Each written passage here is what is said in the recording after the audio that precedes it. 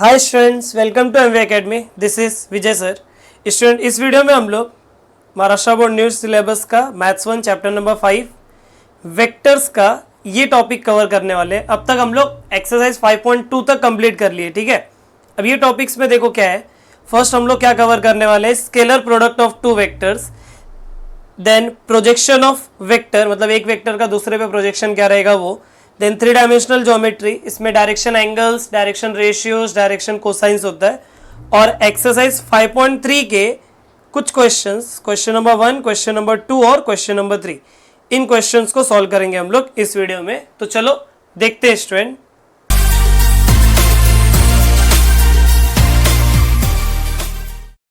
So student देखो, product जो होता है ना वेक्टर के बीच में, दो प्रोडक्ट होता है, एक स्केलर प्रोडक्ट और एक होता है वेक्टर प्रोडक्ट। फिलहाल हम लोग जो पढ़ने वाले हैं इस वीडियो में और 5.3 में, वहां पे जरूरत होने वाला है स्केलर प्रोडक्ट का, जिसका दूसरा नाम है डॉट प्रोडक्ट। तो देखो कैसा होता है डॉट प्रोडक्ट। क्यों नाम है? क्योंकि ए बार और बी बार के बीच में हम लोग डॉट लिखते हैं मल्टीप्लीकेशन के तौर पे, ए बार डॉट बी बार। वैसे क्रॉस सीखोगे आप 5.4 के पहले, ए बार क्रॉस बी बार, ठीक है, उसको हम लोग बोलते हैं वेक्टर प्रोडक्ट। तो देखो ए बार डॉट बी बार, आपको फॉर्मूलास क्या क्या याद रखना है, ध्यान देना। ए बार डॉट बी बार ये होता है mod of A into mod of B into cos theta, जहां पे थीटा जो है वो ए बार और बी बार के बीच का एंगल है। जैसे ये आपका अगर ए बार है और ये अगर बी बार है, तो ये जो एंगल रहेगा इसी को हम लोग बोलते हैं थीटा, ठीक है। देन अगर ए बार और बी बार परपेंडिकुलर है तो क्या होगा, देखो परपेंडिकुलर का मतलब क्या होता है, परपेंडिकुलर से मतलब होता है कि थीटा का वैल्यू 90 और कॉस 90 क्या होता है 0। कॉस 90 अगर 0 है तो ये टोटल 0 मिल गया। इसका मतलब कि अगर ए बार और बी बार परपेंडिकुलर है तो ए बार डॉट बी बार क्या आ जाएगा, 0 आ जाएगा, ठीक है। देन उसके बाद किसी भी वेक्टर का खुद के साथ डॉट प्रोडक्ट क्या होता है, मतलब ए बार डॉट ए बार क्या होता है, ए बार डॉट ए बार होता है, देखो इसके जगह पे अगर आपने ए बार लिख दिया तो इधर भी आ जाएगा ए बार, तो ये हो जाएगा मॉड ए इंटू कॉस। खुद के साथ एंगल कितना बनाता है कोई भी वेक्टर, 0, तो mod A into cos 0, cos 0 होता है 1, तो mod A into mod A कितना हो जाएगा, मॉड ए का स्क्वायर, ठीक है। Then I dot I is equal to J dot J is equal to K dot K and that is equal to 1। बोलोगे सर कैसे? I पता है ना, unit vector along x axis, ये unit vector along y axis और ये unit vector along z axis. तो इस फॉर्मूला के हिसाब से इसका क्या आएगा, मॉड ऑफ I का स्क्वायर, क्या आएगा इसका, मॉड ऑफ I का स्क्वायर, और मॉड ऑफ I कैप मतलब यूनिट वेक्टर ना, तो हो जाएगा 1 का स्क्वायर 1। सिमिलरली इसका मॉड ऑफ J का स्क्वायर और बाजू वाले का मॉड ऑफ K का स्क्वायर। अंडरस्टूड। अब और क्या क्या फॉर्मूलाज हम लोग बना सकते हैं यहां से स्केलर, अच्छा स्केलर प्रोडक्ट और डॉट प्रोडक्ट। देखो डॉट प्रोडक्ट क्यों, क्योंकि ये डॉट की वजह से। स्केलर क्यों, मॉड ए एक कांस्टेंट आएगा, मॉड बी भी एक कांस्टेंट आएगा और कॉस थीटा भी एक कांस्टेंट वैल्यू रहेगा ना, तो इसका मतलब मुझे क्या पता चलेगा वहां से कि ये भी कांस्टेंट, ये भी कांस्टेंट, ये भी कांस्टेंट, मतलब इसका रिजल्ट आएगा कांस्टेंट, एक स्केलर। अगर इसका रिजल्ट एक स्केलर आ रहा है तो इसका मतलब है कि हम लोग इसको बोल सकते हैं ना स्केलर प्रोडक्ट, इसीलिए उसका नाम रखा गया है स्केलर प्रोडक्ट, ठीक है। अब इसी फॉर्मूला से अगर आप एंगल निकालना चाहो इस फॉर्मूला का यूज करके, ठीक है, तो एंगल भी निकाला जा सकता है। उसके पहले ये देखो I dot J is equal to J dot K is equal to K dot I and ये सब होता है 0। क्यों? क्योंकि x और y एक्सिस परपेंडिकुलर है, y और z परपेंडिकुलर है, z और x परपेंडिकुलर है। सब लोग का मल्टीप्लीकेशन में कितना आ जाएगा, 0। एंगल की बात कर रहा था मैं, अभी एंगल बताता हूं, ठीक है। उसके पहले और भी कुछ चीजें हैं वो देख लेते हैं। इतना समझा ना, ये इसी में आप अगर J डॉट I करोगे तो भी चलेगा। Then A bar dot B bar और B bar B bar dot A bar दोनों इक्वल होता है। क्यों इक्वल होता है? ये अगर बी डॉट ए कर दिया फॉर्मूला क्या हो जाएगा, mod B mod A into cos theta. क्या फर्क पड़ रहा है, समझा? क्योंकि दोनों स्केलर ही है ना, तो ये सेम रहेगा, बराबर।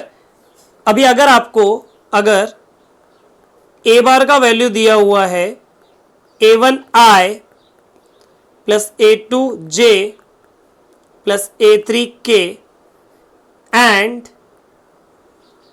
आपको बी बार का वैल्यू दिया है b1i plus b2j plus b3k, तो आप इन दोनों को मल्टीप्लाई करोगे ना, ए बार डॉट बी बार निकालोगे तो कैसा होता है, आई का कोएफिशिएंट आई वाले के साथ मल्टीप्लाई होता है, मतलब a1 b1 प्लस जे का कोएफिशिएंट जे वाले के साथ होता है। बताता हूं ऐसा क्यों होता है, उसका टेंशन मत लो।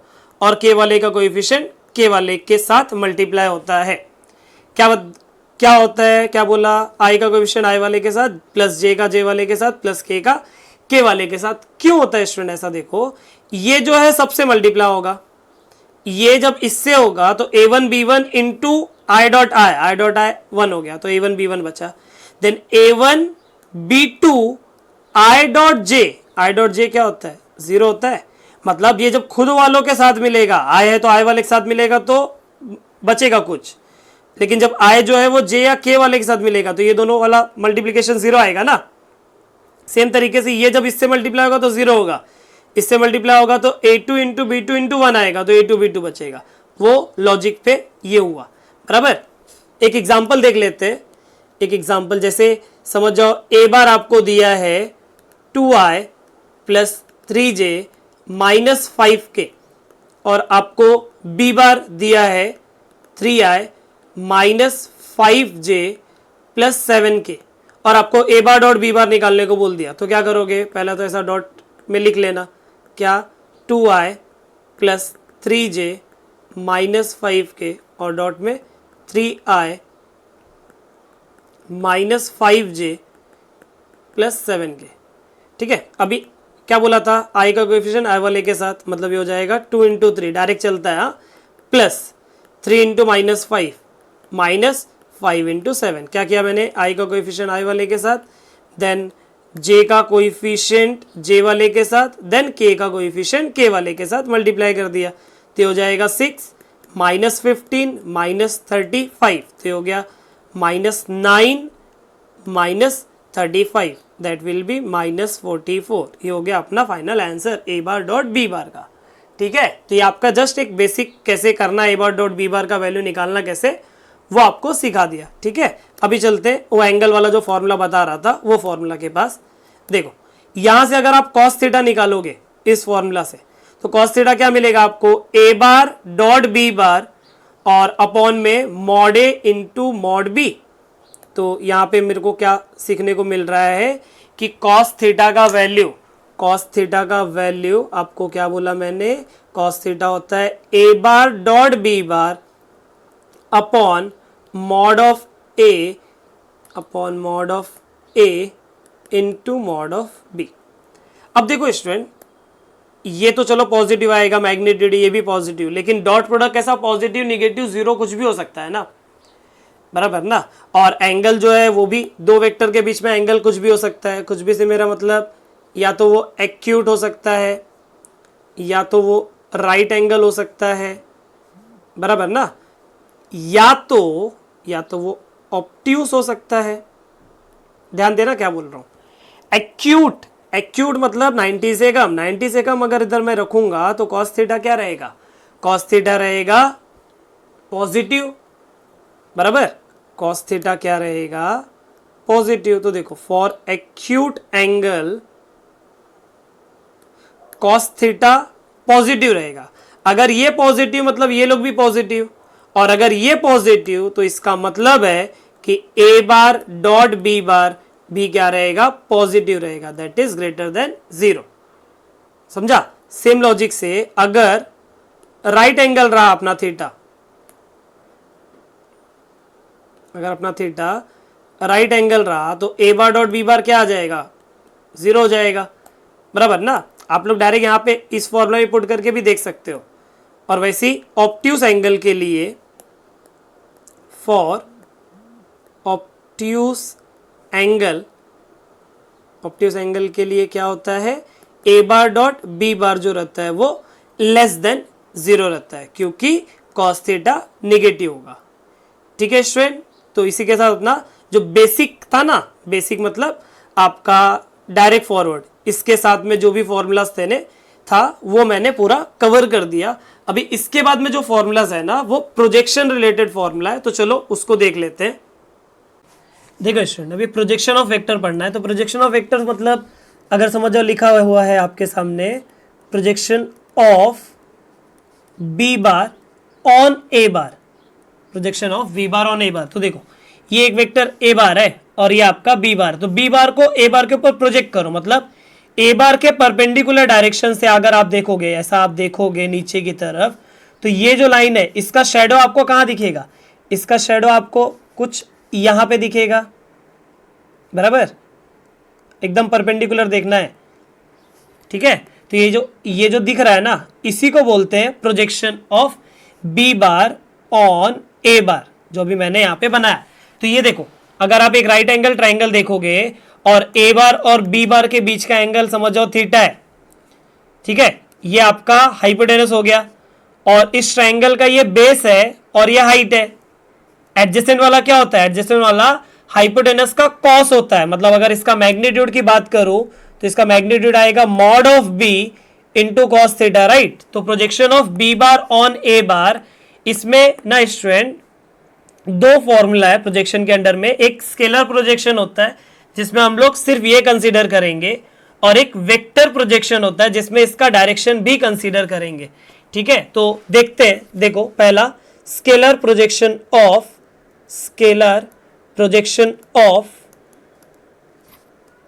B bar on A bar, तो इसके लिए क्या है formula, mod of B into cos theta. क्या है इसका formula, mod of B into cos theta. आपको ये फॉर्मूला नहीं याद करना है, आपको कुछ और फॉर्मूला याद करना है, मैं बताता हूं कि क्या। ऊपर और नीचे मॉड ए से मल्टीप्लाई कर दो। क्यों करेंगे अब भी समझेगा। ये जो न्यूमरेटर आपके सामने दिख रहा है वो न्यूमरेटर क्या है, A bar dot B bar, right. तो ये हो जाएगा A bar dot B bar upon mod of A. आपको ये याद करना है, वही फॉर्मूला, कुछ ऐसा ही फॉर्मूला आप कॉस थीटा के लिए याद किए थे, A bar dot B bar upon mod A into mod B. तो यहाँ पे कैसे याद करोगे वो ट्रिक बता देता हूं। जैसे अभी आपको याद करना है कि बी बार का ए बार पे, मतलब जिसके ऊपर प्रोजेक्ट कर रहे हैं, अपॉन में सिर्फ वो बचेगा, दूसरे वाले को छोड़ देने का। ठीक है, तो अभी देखो ये आपको एक हुआ। देन इसके बाद में वेक्टर प्रोजेक्शन में क्या होता है, खाली डायरेक्शन आ जाता है ना। तो vector projection of B bar on A bar, तो बी बार का ए बार के ऊपर प्रोजेक्शन, मतलब ये हो गया उसका मैग्नीट्यूड, ये हो गया उसका मैग्नीट्यूड, उसी मैग्नीट्यूड को डायरेक्शन दे दो। तो इसका जो डायरेक्शन है ये ए बार के अलोंग है, और मुझे मैग्नीट्यूड को नहीं छेड़ना है, जो मैग्नीट्यूड रहेगा वो उतना ही रहना चाहिए, और मुझे सिर्फ डायरेक्शन से मतलब है। तो उस पर्टिकुलर टाइम पे हम लोग यूनिट वेक्टर को याद करते हैं, बराबर। मतलब this complete term into unit vector along A. और यूनिट वेक्टर जो होता है उसका फॉर्मूला क्या होता है, उसका फॉर्मूला होता है आपका A bar upon mod of A, right. क्या फॉर्मूला होता है उसका, A bar upon mod of A. तो ये क्या हो जाएगा, देखो ये हो जाएगा A bar dot B bar upon mod of A into A cap, मतलब क्या, ए कैप मतलब A bar upon mod of A bar, right. तो अभी इसको मैं क्या लिख सकता हूं, इसको मैं लिख सकता हूं A bar dot B bar into A bar upon mod of A का स्क्वायर, राइट, क्योंकि यहां पे ये दो बार है। तो स्टूडेंट याद रखो, जिसके ऊपर प्रोजेक्ट कर रहे हैं वो टर्म आ रहा है, बराबर। इसी चीज को मैं ए बार ऑन बी बार पे भी लिख सकता हूं। अब देखो स्टूडेंट, कभी कभी ना वैल्यू निगेटिव मिलेगा, तो आप बोलोगे सर ये आप बोल रहे हो कि ये ऐसा डिस्टेंस है, निगेटिव कैसा। अगर ए बार इस तरफ है, बी बार भी इसी तरफ है, तो चलो प्रोजेक्ट होके ऐसा आ रहा है ना। लेकिन अगर एंगल ऑब्ट्यूस हो गया, कुछ ऐसा हो गया, ये आपका ए बार और ये रहा आपका बी बार, तो कहाँ आप इसको प्रोजेक्ट करोगे, उसके लिए आपको पहले इसको आगे बढ़ाना पड़ेगा, राइट, यहाँ पे प्रोजेक्शन करना पड़ेगा, ये आपका थीटा रहेगा। तो ऐसे पर्टिकुलर केस में अपना जो प्रोजेक्शन का आंसर रहेगा ना वो निगेटिव में आता है। ठीक है, चलो आगे बढ़ते हैं, जिसमें हम लोग फॉर्मूला ही देख रहे हैं कि बी बार ऑन ए बार का फॉर्मूला अगर ये है तो ए बार ऑन बी बार का फॉर्मूला क्या होगा वो देखते हैं। तो देखो, प्रोजेक्शन ऑफ, डायरेक्ट स्केलर ही लिखता हूं, स्केलर और vector, scalar projection of, scalar projection of A bar on B bar, क्या याद करने को बोला आपको, A bar dot B bar upon में क्या आएगा, जिसके ऊपर प्रोजेक्ट हो रहा है वो, मतलब मॉड ऑफ बी आएगा। देन वेक्टर प्रोजेक्शन का फॉर्मूला क्या, vector projection of A bar on B bar, ये क्या आएगा, A bar dot B bar into B bar upon mod of B का स्क्वायर। ठीक है, अब जो पिछले पेज पे लिखे थे वापस लिखा देता हूं ताकि रिवीजन भी हो जाए और एक पेज पे आपको फॉर्मूला जो याद करना है वो, scalar projection of B bar on A bar, ये क्या आ जाएगा, A bar dot B bar upon mod of A आएगा। Then vector projection of B bar on A bar, ये हो जाएगा ए बार डॉट बी बार, यहां पे बार आएगा, into A bar upon mod of A का स्क्वायर। तो अपना प्रोजेक्शन का कंसेप्ट हो गया स्टूडेंट, ये 4 फॉर्मूलाज आपको प्रोजेक्शन से याद करके रखना है। ठीक है, अभी चलते हैं 3 डायमेंशनल ज्योमेट्री, जहां पे हम लोग डायरेक्शन, एंगल्स, रेशियोज और कोसाइंस देखना है। ठीक है, चलो बढ़ते आगे। देखो स्टूडेंट, एक वेक्टर है, समझ जाओ, लेट ए बार, जिसका नाम है A1I plus A2J plus A3K।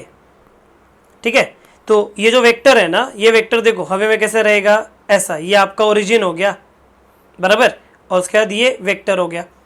अब डायरेक्शन एंगल्स क्या होता है, डायरेक्शन एंगल्स जो होता है ना, उसी को हम लोग बोलते हैं alpha, beta and gamma, alpha, beta and gamma. Alpha क्या होता है, किसी भी वेक्टर का, जो वेक्टर कंसीडर कर रहे हैं उसका एक्स एक्सिस के साथ एंगल, देखो ये आपका है तो उसका एक्स एक्सिस के साथ एंगल जो रहेगा ना, इसका एक्स एक्सिस के साथ जो एंगल रहेगा उसी को देखो बोला गया है अल्फा। देन बीटा क्या होता है, बीटा जो होता है वो वाई एक्सिस के साथ एंगल, मतलब वाई एक्सिस के साथ जो एंगल दिया है वो है बीटा। देन जेड एक्सिस वाले को बोलते हैं, जेड एक्सिस के साथ वाले को बोलते हैं हम लोग गैमा। तो ये हो जाएगा alpha, beta and gamma. Next है direction ratios, sorry direction cosines, जिसको हम लोग डीसीएस भी बोलते हैं और डायरेक्शन रेशियोज को डीआरएस भी बोलते हैं। ठीक है, डायरेक्शन कोसाइंस जो है ना उसको हम लोग लिखते कैसे, एल, एम और एन। एल जो रहता है, एल ये रहता है आपका कॉस अल्फा, देखो ना नाम में कोसाइन, मतलब एंगल को ही कॉस दे दो, आपका जो मिलेगा वैल्यू वो रहेगा उसका डायरेक्शन कोसाइन। तो एल जो रहेगा वो कॉस अल्फा, एम जो रहेगा वो रहेगा कॉस बीटा और एन जो रहेगा वो रहेगा कॉस गैमा। देन अगला आता है डायरेक्शन रेशियोज, जिसको हम लोग रिप्रेजेंट करते हैं ए बी सी से। डायरेक्शन कोसाइन को हम लोग एलिमेंट से रिप्रेजेंट करते हैं और इसको किससे रिप्रेजेंट करते हैं, ए कॉमा बी कॉमा सी। अब बोलोगे सर एग्जैक्टली डायरेक्शन रेशियो होता क्या है। डायरेक्शन रेशियो देखो ऐसी चीज, ऐसी कोई भी चीज जो डायरेक्शन कोसाइंस को प्रोपोर्शनल होते हो उसको हम लोग बोल सकते हैं डायरेक्शन रेशियो। अब बोलोगे सर एग्जाम्पल, एक एग्जाम्पल अगर मैं बोलूं कि समझ जाओ ए बार दिया हुआ है 2i minus 5j plus 3k, इसका डायरेक्शन रेशियो क्या है, इसका डायरेक्शन रेशियो जो i j k का कोइफिशिएंट रहता है ना, इसी को बोलते हैं डायरेक्शन रेशियो। तो इसका जो डायरेक्शन रेशियो है वो क्या है 2, माइनस 5, 3। बोलोगे सर कुछ और एग्जाम्पल, ठीक है, समझो पॉइंट ए दे दिया 1, 2, 3 और पॉइंट बी बोला है 5, 6, -2। ठीक है, और आपको बोला है कि डायरेक्शन रेशियो निकालो। तो डायरेक्शन रेशियो कैसे निकालते हैं स्टूडेंट, 2 पॉइंट दिया है तो देखो किसका डायरेक्शन रेशियो निकालेंगे, ए बी बार का। Direction ratios of A B bar are क्या आएगा, देखो पॉइंट सबट्रैक्ट करो, 5 - 1 कितना 4, 6 माइनस 2 कितना 4, कॉमा -2 -3 कितना -5 हो गया। ये डायरेक्शन रेशियो। बोलो कि सर अभी तो इधर आई जे के का कोएफिशिएंट बता रहे थे, कहाँ ऐसा पॉइंट सब्ट्रैक्ट करवा रहे हो? एक ही बात है बच्चों, ए बी बार जब निकालोगे ए बी बार तो उसकी वैल्यू कैसे निकालोगे? बी बार माइनस ए बार करके, तो वहां पे जो आई जे के का कोएफिशिएंट आएगा वो यही आएगा, ठीक है। तो इसीलिए आपको डायरेक्शन रेशियोज निकालने का मैंने 2 एग्जाम्पल बता दिया पॉइंट का यूज करके, और डायरेक्ट वेक्टर दिया रहेगा। तो अब मैंने जो बोला था उस पे आ जाता हूं। क्या बोला था मैंने कि ऐसे कोई भी लोग जो डायरेक्शन कोसाइंस के साथ प्रोपोर्शनल हो उसको हम लोग बोलते हैं डायरेक्शन रेशियोज, ठीक है। डायरेक्शन कोसाइन का एक फॉर्मूला है, बहुत काम का फॉर्मूला है, आपको याद रखना है। क्या कि L square plus M square plus N square is equal to 1। इसका जो प्रूफ है इस चैप्टर में, जो भी प्रूफ वाले है ना, इसका प्रूफ के लिए आपको अलग से वीडियो बनाऊंगा चैप्टर के एंड में, तो वो आप देख सकते रहोगे प्लेलिस्ट से, ठीक है। देन इसी को अगर मैं कॉस के टर्म में बोल दूं, इसी को कॉस के टर्म में बोल दूं तो क्या आ जाएगा?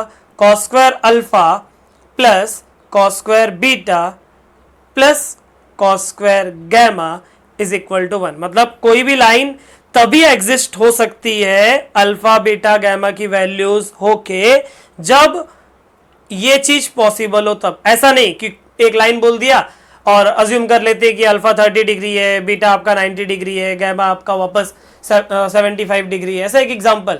तो सही में ऐसी लाइन एग्जिस्ट हो सकती है क्या स्पेस में, वो चेक करना पड़ता है। और वो चेक कैसे करते हैं? यहाँ पे वैल्यूज पुट कर देंगे इधर एलएचएस में, अगर सॉल्व करके 1 आया इसका मतलब वो लाइन सही में स्पेस में एग्जिस्ट हो सकती है, अदरवाइज स्पेस में एग्जिस्ट नहीं होगी।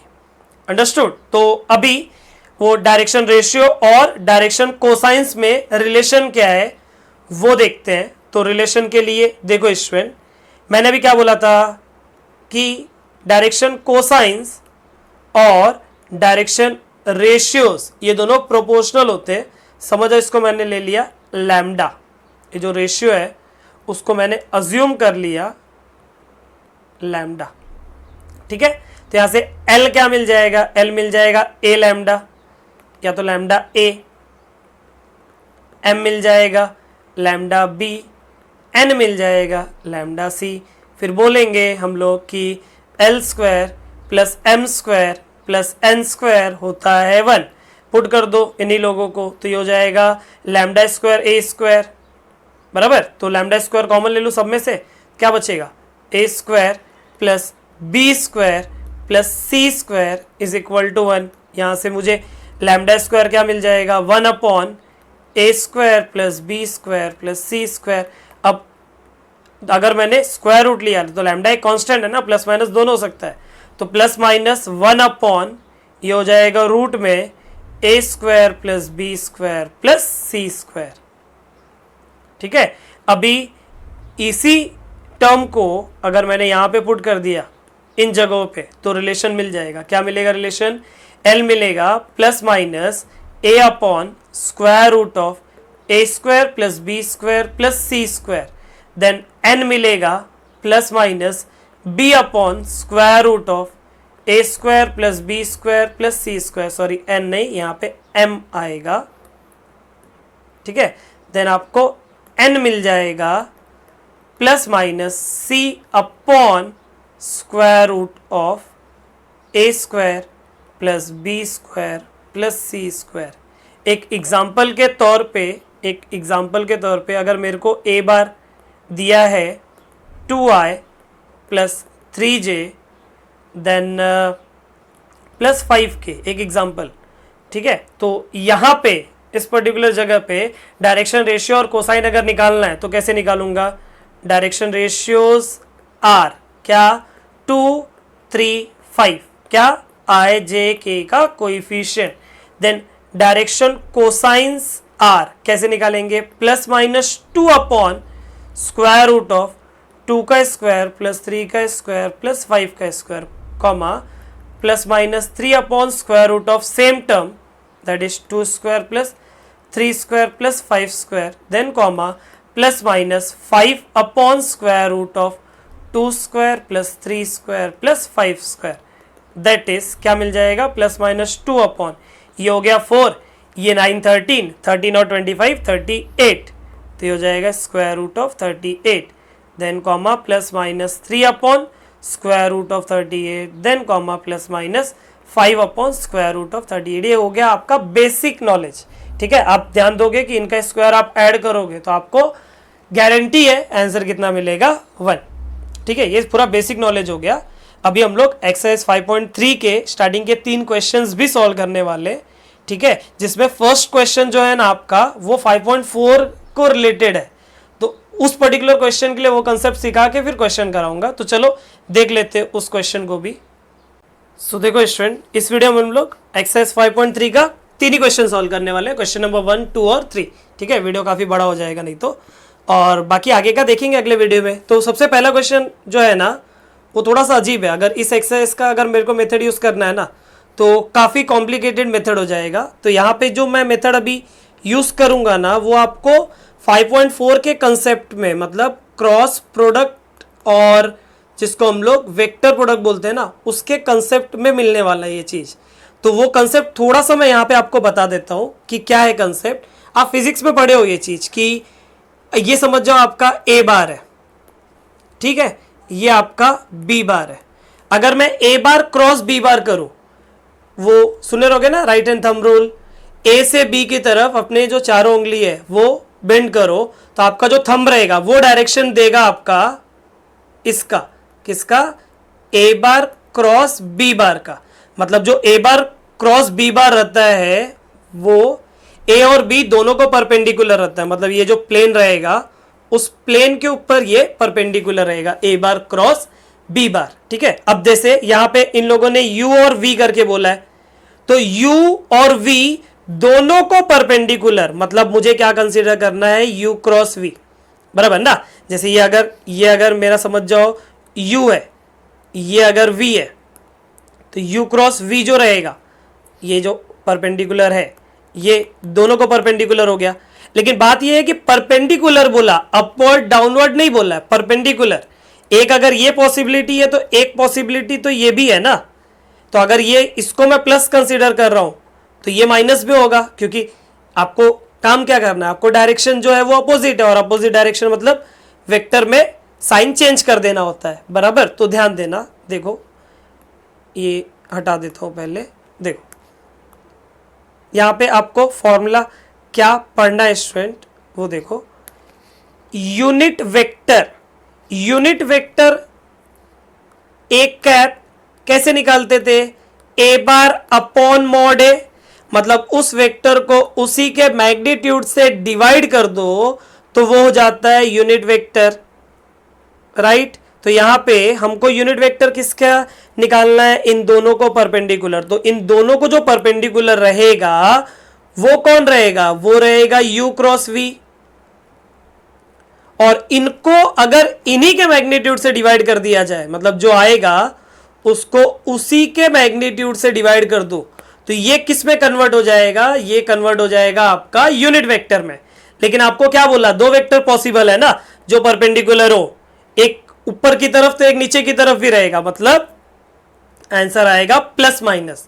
तो ये आपका फॉर्मूला है unit vector perpendicular to U bar and V bar का। ठीक है, अब क्रॉस प्रोडक्ट कैसे निकालते हैं वो भी चीज यहाँ पे क्वेश्चन में ही क्लियर करवा दूंगा। देखो यू बार दिया हुआ है 2i प्लस जे माइनस 2k, सिर्फ इसी क्वेश्चन में ये कंसेप्ट है, नहीं तो 5.4 में पूरा वो चीजें लगेंगी जो भी क्रॉस प्रोडक्ट से रिलेटेड है, वेक्टर प्रोडक्ट। ठीक है, देखो u और v, तो सबसे पहले चलते हैं u क्रॉस v निकालने। तो देखो स्टूडेंट, नहीं भी पता रहेगा तो भी ये क्वेश्चन में कंसेप्ट क्लियर हो जाएगा कि क्या निकालते हैं, कैसे निकालते हैं। q का जवाब मिलेगा आपको 5.4 वाले कंसेप्ट वाले वीडियो में। तो देखो u क्रॉस v कैसे निकालते हैं, डिटर्मिनेंट में फर्स्ट रो में लिखते हैं i cap j cap k cap, second row में u वाले का कोएफिशिएंट, थर्ड रो में v वाले का कोएफिशिएंट। मतलब सेकेंड रो में आएगा आपका 2 1 माइनस 2, 2 1 माइनस 2, और थर्ड वाले में v से आएगा 1 2 माइनस 2। ये क्या आ गया, u बार क्रॉस v बार। अब क्या करना है, डिटरमिनेंट को एक्सपांड कर दो, तो ये हो जाएगा i cap into this minus this into this, determinant expand करेंगे तो -2 + 4 हो जाएगा, then minus j into this -4 + 2, then plus k into 4 - 1, तो ये हो जाएगा 4 - 1, दैट इज -2 + 4 कितना 2, तो ये हो जाएगा 2i। यहाँ पे ये -2 आ रहा है तो माइनस का माइनस हो जाएगा +2j, देन यहाँ पे ये कितना है +3k। ठीक है, ये मुझे मिल गया बच्चों न्यूमरेटर। अब चलते हैं डिनोमिनेटर निकालने। तो डिनोमिनेटर कैसे निकालेंगे, इसी का मैग्नीट्यूड निकालना है। Therefore u bar cross v bar का magnitude of u bar cross v बार कैसे निकालते हैं, स्क्वायर रूट में i का कोएफिशिएंट का स्क्वायर प्लस j का कोएफिशिएंट का स्क्वायर प्लस k का कोएफिशिएंट का स्क्वायर। तो 2 का स्क्वायर 4, बाजू वाला भी 4 और उसके बाजू वाला 9, तो ये हो गया √17। बस न्यूमरेटर मिल गया, डिनोमिनेटर मिल गया, यहाँ पे सब्स्टिट्यूट कर दो, आपका आंसर हो जाएगा, राइट। तो यहाँ पे हम लोग लिख लेते हैं कि रिक्वायर्ड वेक्टर या फिर direct unit vector, therefore unit vector perpendicular to both u bar, perpendicular to 2 vector आएगा ना, तो हमेशा यही याद रखना, यही फॉर्मूला काम आने वाला है। Perpendicular to both u bar and v bar, इसका फॉर्मूला क्या है, plus minus u bar cross v bar upon mod of u cross v। तो ये हो जाएगा plus minus u bar cross v bar का वैल्यू क्या है, देखो उसका वैल्यू 223 और ये √17, मतलब ये हो जाएगा 2i + 2j + 3k और अपॉन में √17।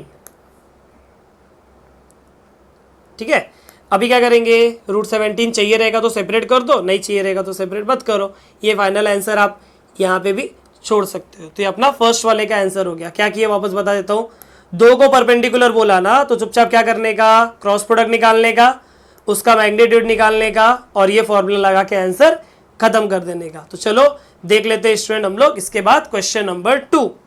देखो क्वेश्चन बड़ा मजेदार क्वेश्चन है, बहुत सिंपल है। क्या है देखो, सबसे पहला लाइन कि a बार और b बार ये दोनों परपेंडिकुलर है एक दूसरे को, तो since a bar and b bar are perpendicular to each other, इसका मतलब क्या होता है, इसी वीडियो में पढ़े ना कि अगर परपेंडिकुलर है तो a बार डॉट b बार क्या आ जाएगा 0। क्यों, क्योंकि a बार डॉट b बार होता है mod a into mod b into cos theta, cos 90 होता है 0, तो ये हो जाएगा पूरा 0, इसीलिए a डॉट b बार का वैल्यू कितना मिल गया 0। ठीक है, अब जो प्रूफ करना है उसका LHS कंसीडर कर लो।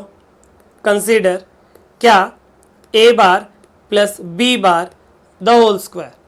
ठीक है, तो ये जब कंसीडर किया हम लोग ने, तो इसको देखो a plus B the whole square apply कर दोगे तो भी चलेगा, या फिर a bar plus b bar into a bar plus b bar करोगे तो भी चलेगा। तो मैं ऐसा एक्सपांड कर रहा हूँ क्योंकि क्रॉस प्रोडक्ट में आप डायरेक्ट होल स्क्वायर अप्लाई नहीं कर सकते हो, तो यहाँ पे कर सकते हो, कोई इश्यू नहीं है।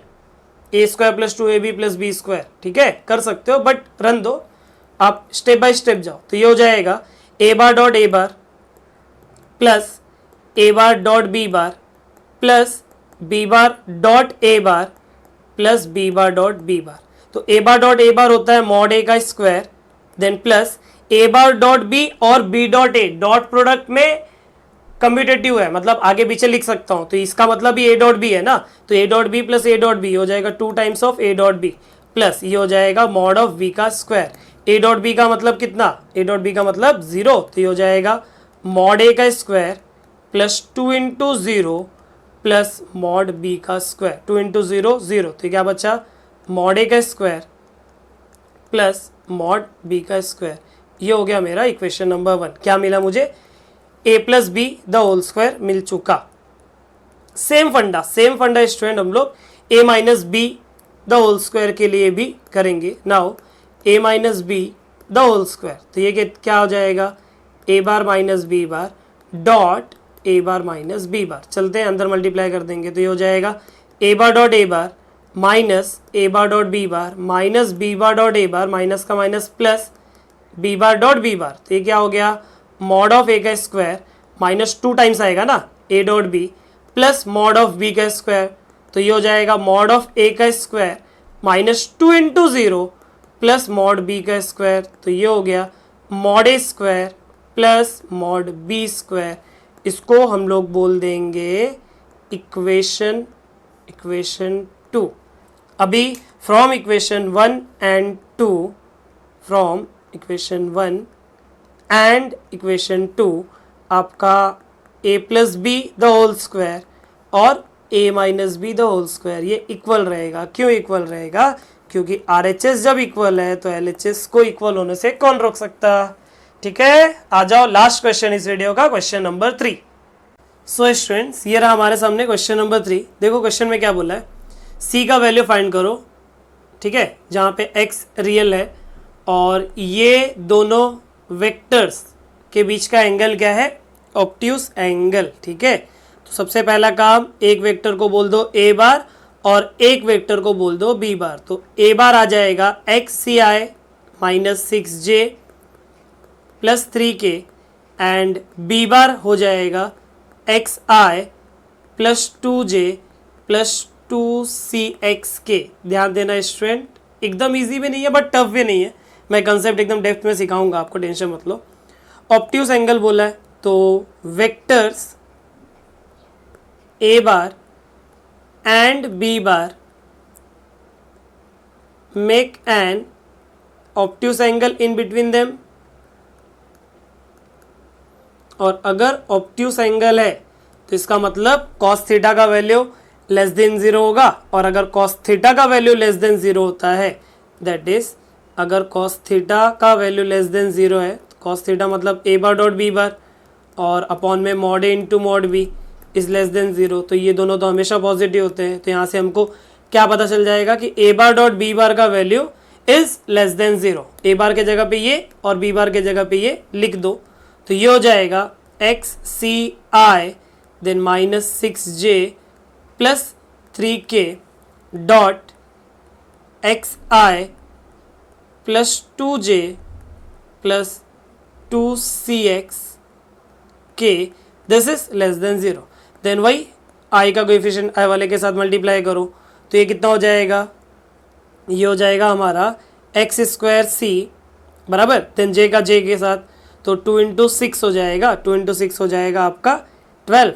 देन k का k के साथ तो ये हो जाएगा 3 इंटू 2 6, 3 इंटू 2 कितना हो जाएगा 6 हो जाएगा, और cx भी आएगा तो प्लस 6cx या तो xc बोल दूंगा तो भी चलेगा। This is less than 0। इसी को थोड़ा अच्छे से लिख लेता हूँ, पहले ये देन ये देन ये, तो ये हो जाएगा एक्स स्क्वायर सी, या तो x का हम लोग ये लिख रहे हैं ना क्वाड्रेटिक इक्वेशन, तो हो जाएगा सी एक्स स्क्वायर, देन ये कितना प्लस 6cx और कौन बचा था -12, दिस इज लेस देन 0। अब ये जो है ये एक क्वाड्रेटिक इक्वेशन है, ध्यान देना, since it is a quadratic equation, it is a quadratic equation जिसको हम लोग कंपेयर कर सकते हैं with ax square plus B X plus C is less than 0 के साथ। अब क्वाड्रेटिक इक्वेशन मतलब यहाँ पे देखो इक्वल नहीं है तो एग्जैक्टली ये इन इक्वेशन है, ठीक है, ये इन इक्वेशन है। तो देखो कभी भी ऐसा ये क्वाड्रेटिक जो है ये लेस देन 0 होता है तो उस पर्टिकुलर केस में कंडीशन क्या होता है, उस पर्टिकुलर केस में कंडीशन होता है कि a का वैल्यू 0 से कम रहेगा एंड डिस्क्रिमिनेंट का वैल्यू भी 0 से कम रहेगा। अब बोलोगे सर ऐसा क्यों, ग्राफिकली इसको थोड़ा समझ लेते हैं स्टूडेंट। देखो एग्जाम में ये लिखना है और इसके आगे सॉल्व करना है, डिस्क्रिमिनेंट मतलब बी स्क्वायर माइनस 4ac, इसके आगे सॉल्व करना है। यहाँ पे अभी जो भी कुछ बताऊंगा ना वो लिखना नहीं है लेकिन बताना जरूरी है, समझ लो। ये एक क्वाड्रेटिक इक्वेशन जैसा है, बराबर। और इसको अगर मैं y बोल दूं सिर्फ इसको, और यहाँ पे मैं कंप्लीटिंग स्क्वायर वगैरह का मेथड यूज करूं, तो मुझे y जो मिलेगा वो फंक्शन ऑफ x मिलेगा, और ये जो फंक्शन ऑफ x रहेगा ये क्वाड्रेटिक है, मतलब स्क्वायर में है। तो इनडायरेक्टली ये कैसा मिलेगा मालूम है, ऐसा कुछ, ऐसा एक एग्जांपल बता रहा हूं। यहाँ पे एक्स स्क्वायर नहीं आएगा, राइट में एक्स स्क्वायर का टर्म आएगा। इसी को मैं उल्टा देखूं तो X square is equal to Y, ये कुछ ऐसा नजर आएगा मेरे को, बराबर। अगर मैं क्वाड्रेटिक इक्वेशन में देखूं, क्वाड्रेटिक इक्वेशन में तो बहुत बहुत ध्यान से देखना इस चीज को, X square is equal to Y, कुछ ऐसा आया। मतलब इसका जो कर्व रहेगा या तो ऐसा रहेगा, और अगर यहां पे मैं माइनस लिखता हूं जिसको वहां लेके जाऊंगा, मतलब X square is equal to minus Y, ये पैराबोला की बात हो रही है, तो वो कुछ ऐसा आएगा, बराबर। मतलब या तो यू शेप्ड पैराबोला बनाएगा या तो वी शेप्ड बनाएगा, ठीक है। और अगर ये वैल्यू लेस देन 0 है, मतलब y का वैल्यू लेस देन 0 ना, अगर मैं इसको y लेता हूं, y का वैल्यू लेस देन 0 मतलब निगेटिव है ना, टोटली जो पैराबोला का वैल्यूज है उस पे y का वैल्यू निगेटिव रहेगा। और ये निगेटिव होने का एक ही कंडीशन है, जब आपका एक्स स्क्वायर का कोएफिशिएंट खुद निगेटिव हो, तभी आप जाके माइनस कॉमन ले सकते हो ना। तो ये हो गया अपना पहला कंडीशन कि a का वैल्यू लेस देन 0 कब होगा, क्योंकि अगर एक्स स्क्वायर पॉजिटिव है ना, तो ये पूरा ब्रैकेट जो रहेगा वो पॉजिटिव ऐसा आएगा, x प्लस समथिंग ऐसा होल स्क्वायर, और इसको मैं y लूंगा, बराबर। तो और पॉजिटिव आएगा तो y की वैल्यू पॉजिटिव होगा। निगेटिव अगर होएगा कब, जब इसका वैल्यू निगेटिव होगा, माइनस कॉमन लेके उसको पॉजिटिव बनाएंगे, ठीक है। दूसरा ये डिस्क्रिमिनेंट 0 से कम क्यों, देखो डिस्क्रिमिनेंट की तीन ही पॉसिबिलिटी है, या तो 0 से ज्यादा, या तो 0 से कम, या तो 0 के इक्वल। तो देखो स्टूडेंट, ये केस और ये केस, जब भी ये क्वाड्रेटिक इक्वेशन लेस देन 0 होता है ना, तो ये दोनों चीज पॉसिबल ही नहीं है। हमेशा डिस्क्रिमिनेंट क्या लेना रहता है अपने को, डिस्क्रिमिनेंट लेना रहता है लेस देन 0, क्योंकि ये जो है ये कर्व ऊपर से नहीं जा रहा है, बराबर। मतलब इंटरसेक्शन नहीं मिल रहा है ना अपने को, तो ये नीचे की तरफ ये है, नीचे की तरफ ये, मतलब यहाँ पे डिस्क्रिमिनेंट हम लोग को 0 लेना पड़ेगा, ठीक है। तो ये हटा देता हूँ, आपको ये जरूरत नहीं है। यहाँ पे जो भी मैं बताया, आपको पहले बोला कि ये सब चीज़ जो अभी ये बताया, इसका ज़रूरत नहीं था, ठीक है। यहाँ पे जो भी अभी कुछ बोला, तो देखो ये और ये मिल गया। अब a का वैल्यू क्या है, इस पर्टिकुलर जगह पे a का वैल्यू क्या है, a का वैल्यू है c, तो मतलब c का वैल्यू इज लेस देन 0।